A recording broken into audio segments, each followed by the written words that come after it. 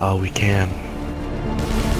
So stronghold helps by that needs to be our combo for that. Nice, I got that assist.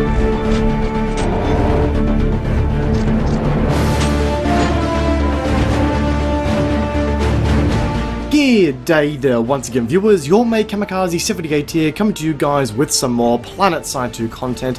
Now, just before we dive into the beef of this video, guys, aka the Critical Mass update, I just want to quickly bring your attention to a promo code that is currently live and will grant you a free Platinum NSX Tanto Carbine and a helmet. I was made aware of this by DeathGun11 in my Discord server, so shout out to him for letting me know about this one. The redemption code is PS2 Welcome Back. There will be a piece of text on your screen to copy from, just to remove any confusion about the spelling of the code, but that is a one-use code that can be used, as you know the name suggests, once per account. So if you're in the market for a new, Nanite Systems weapon, make use of that code, guys, and enjoy yourself a free Tanto Carbine. I know I have been. But anyway, folks, getting back onto topic here, the heavily anticipated Critical Mass update hit the live servers this past week, an update that aimed to completely revamp the way that continents are captured, the way that we fight and play the game, if you will. Now, you know that when an update has its own name, it's going to be something fairly big. The question that remains is, was the Critical Mass update a success or a complete and total flop? Today we're going to be taking a look at the update, see what it added, what it changed, and whether it has been affecting the game in a good way. I'm not going to have enough time to go through every single little change that cropped up here in this update, so if you want to read up on the patch, you can do so by checking out the patch notes, which are linked in the description down below. So without further ado, let's get straight into it. So I think it's safe to say that we should talk about the muscle of this update first, the focus, the big mama, if you will, the changes to continent locking.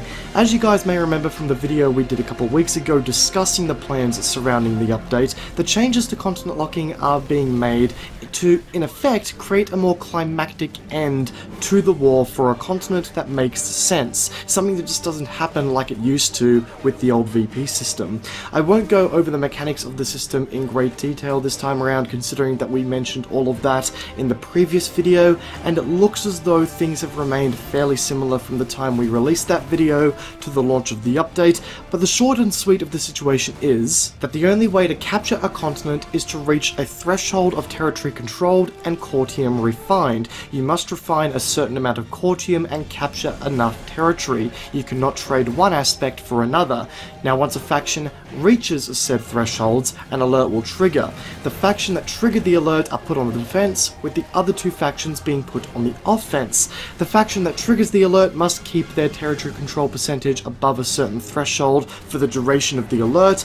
If they don't, the continent lock is prevented and the war goes on. If they do, though, well, a fleet of Bastion carriers makes a glorious appearance and glasses the continent clear of any infidels that you've just spent the past couple of hours duking it out with. And just to clarify for my fellow NC players, no, the Bastion carriers will not team kill you. So, yeah, you can remain calm there in that regard. For completing these set alerts, a new reward system is now in place to add a little bit more incentive towards playing as a team and, well, winning. When a faction successfully locks a continent, players of that faction will be awarded with a decent amount of ISO 4 and a cosmetic item, with the two other factions receiving various amounts of ISO 4 depending on their territory control at the end of the alert. Now, I know what you're thinking. Cammy, if there are cosmetic awards available to the winners, won't everyone just fourth faction to the winning team to claim their awards? And I'll hand it to you, that is a fair question. But it's already something that the developers have considered.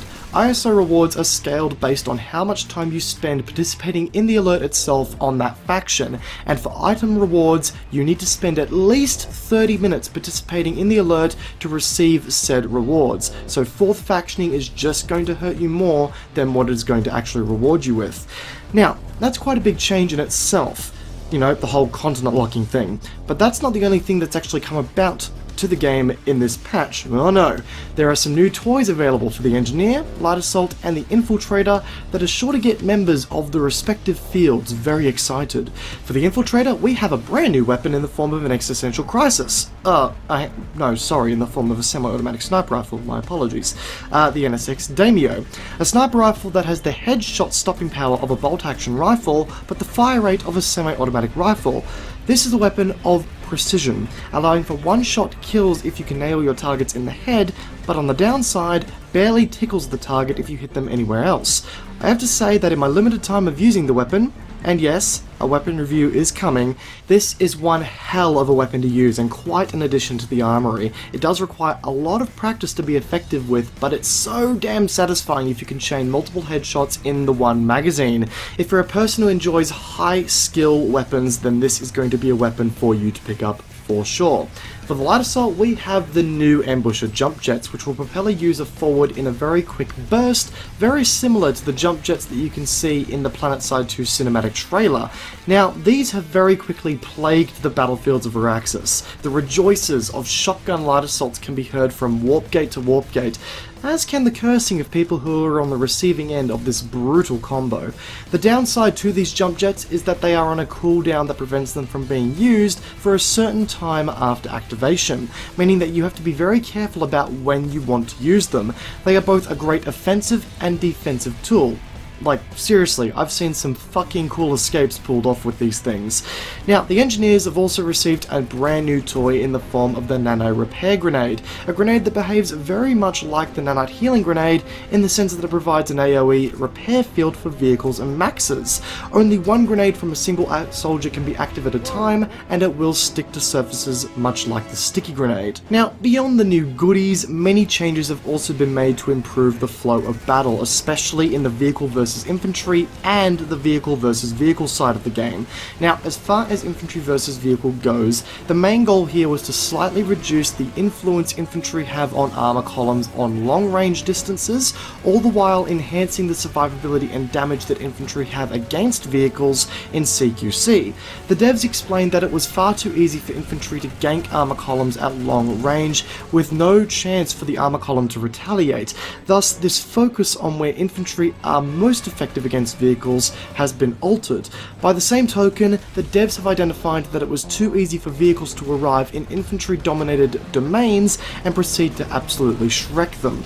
With the changes to time to kill values and shield recharge rates, the devs feel as though this whole issue should be mainly resolved, bar some additional tweaking later on down the line as they get information from the live servers. As far as vehicle versus vehicle gameplay goes, the time to kill in general has been lengthened to encourage more mobile gameplay with less of an emphasis on peeking in and out of cover, sort of chipping away at targets. There is now also more of an emphasis on vehicle gunner positions in the sense that ESFs and Lightnings are now going to be a lot more effective against larger vehicles with unoccupied gunner positions. And just as a little bit of a note here, of all the changes made to vehicle time to kills, the ESF versus ESF game remained the most similar to what it was prior to this patch, with the majority of the changes made to the air game existing for an ESF's anti-galaxy and anti-liberator abilities. Switching back to the infantry side of the game, rocket launchers for the heavy assault also received a pass, with most launchers now no longer being able to one-shot enemy infantry, with the only exception being the almighty Decimator, which remains to be the slowest reloading, hardest hitting rocket launcher of the bunch. With that, however, most of the other launchers now carry faster reload times, more ammunition and faster ammo box resupplies, with lock-on launchers seeing their lock-on range reduced, but as a trade-off, lock-on speeds increased. Each of the lock-on launchers have also received various changes to diversify the armament, making the task of picking a launcher just a little bit more dynamic, make it seem as though there's less of a clear choice for all situations, and there more being a specialized choice for a certain situation. The NS-AM-7 Archer has also received a diversification buff, if you will, making it a little bit more effective against vehicles, but taking the tiniest shred of its damage potential away when facing off against max suits. The intention of this change was to still keep it as the max hunting king of Araxis, but by the same token, make it just a little bit more of a desirable weapon for more situations. And on top of all of that, guys, the list goes on and on. Changes to vehicle abilities, vehicle secondaries, vehicle armor resistance layouts, other pieces of equipment, infantry abilities, and gear slots. There is just so much going on in this patch, to the point where if we were to go over everything, we would be here all week. So, as I said before, guys, if you're interested in reading up on the patch notes, link is in the description down below. Guys, this has been an absolutely stellar patch from the guys at Daybreak. They've addressed the combined arms side of the game and have made very, very good efforts to improve it. They've made some excellent changes to rocket launchers to make sure that they are more diversified, but by the same token focused on particular roles that make them effective against certain vehicles in certain roles. I've been making use of the Annihilator a lot more lately now as a result of these changes. The new weapon that's been added to the game, the Daimyo, is a lot of fun to use when you get the hang of it, and just the improvement to capturing continents in general has been a huge step in the right direction. The question of why we fight, while it hasn't been entirely answered, has definitely taken a step in the right direction. The game now feels more cinematic. You know, when you capture a continent, the ending is a lot more cinematic and it means something. It feels as though you've actually achieved something with your empire. You know, seeing those fleet of Bastion carriers come overhead and glass the continent is a lot of fun to see. So definitely a huge step in the right direction, guys. This patch has, for the most part, at least from my experience, been all smiles from this point on. And with that rather positive note, guys, that's going to wrap up today's video discussing the critical mass update that hit PlanetSide 2 over the last week.